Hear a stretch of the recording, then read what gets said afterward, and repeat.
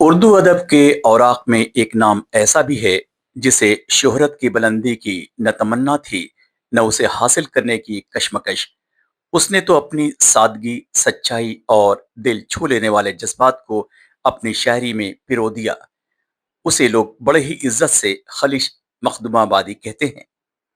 अखबार जरिन के मरकज थे वो।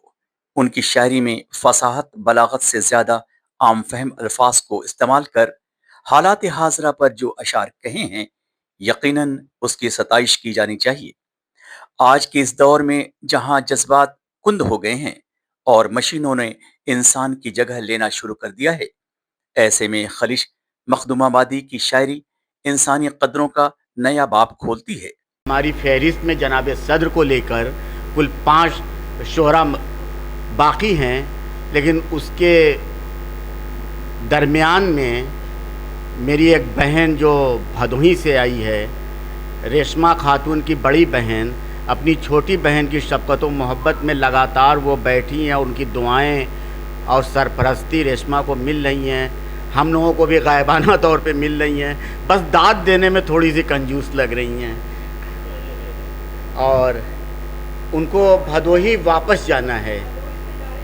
हाँ, भदोही से वो बराह रास्त आई हैं, उनको वापस जाना है। तो अभी एक ब्रेक लेके हम लोग उनकी गुलपोशी करेंगे और वो अपनी छोटी बहन को डाइस पे आके इस माइक से दुआएं देंगी ताकि फिर वो किसी अगली किताब में लग जाएं और ऐसी फिर दोबारा महफिल आरास्ता हो। मैं बड़े ही अदब और एहतराम के साथ सना अफरोज़ अप्पी को दावते दुआ देता हूँ कि वहाँ आएँ और अपनी छोटी बहन को दुआएं दें।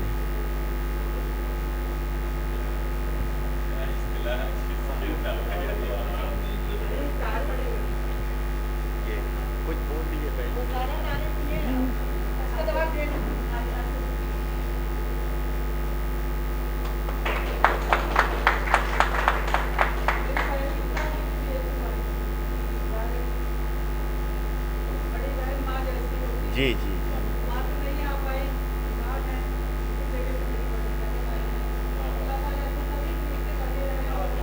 आमीन। आइए चंद कलमात। पहले तो आपसे जवाब दे दूं तारीफ का।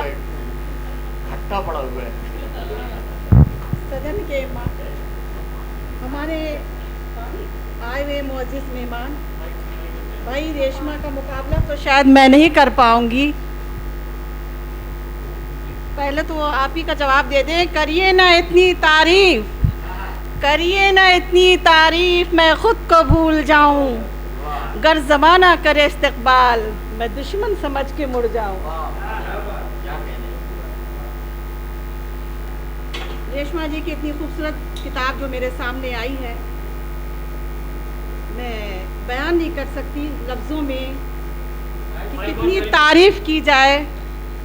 चाँद सी रोशनी लेकर, शहद सी मिठास लेकर, दिल से दुआ देकर डॉक्टर रेशमा हम आपको तहे दिल से मुबारकबाद देती हूँ। अल्लाह से दुआ है खुशियाँ आपके कदम चूमे और आपको कामयाबी मिले।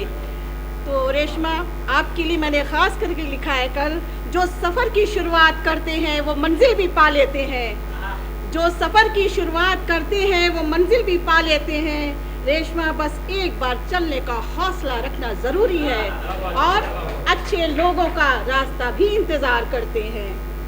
तो भाई रेशमा के लिए ज़्यादा तो कुछ नहीं कह पाऊँगी। नाज करता है ज़माना, नाज करता है ज़माना, नाज को भी नाज है। मेरी छोटी बहन रेशमा, आप बुलंदी पे रहो, यही एक बहन की दिल की आवाज़ है। और बस आपके लिए एक और जो ख़ास मैंने लिखा,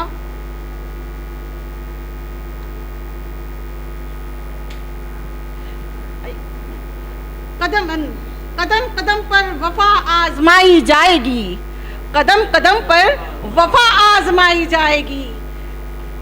जफा परस्ती की तोहमत लगाई जाएगी। आप हमेशा चलती रहना, किसी से मुड़कर पीछे मत देखना, बस आपको आगे चलना है। एक लाइन, 2 लाइन और मिसरा मैं बोल देती हूँ इनके लिए। भाई मेरा मिसरा भी नज़र नहीं आ रहा है, इनके लिए इतनी तारीफ। इनकी इतनी ज़्यादा कि जितनी करें इतना ही कम है। चलिए बाद में। बहुत शुक्रिया, अल्लाह आपको अच्छा रखे।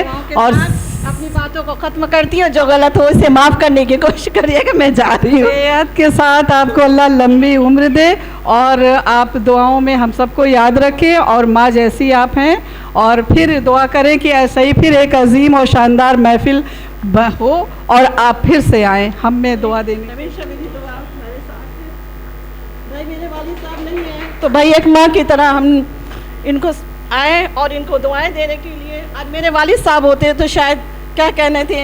और इनके अच्छा मैं कुछ बातें बचपन की बताना चाहती हूँ कि ये बैठी थी और ये लिख रही थी, 7th क्लास में थी ये। तो हमारे फादर को बहुत, इनके वालिद साहब को बहुत फ़ख्र था कि मेरी बेटी शुरू से ही फर्स्ट आती है, हर इसको आला से आला मुकाम मिलेगा, ये नाम करेगी रोशन, हर चीज़।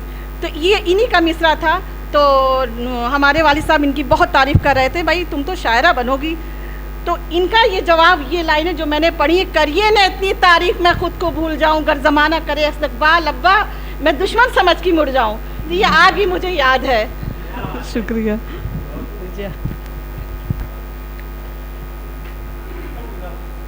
मोहब्बत का बहरे बेकरार था ये, जो फूट के निकल रहा था, नेचुरल था।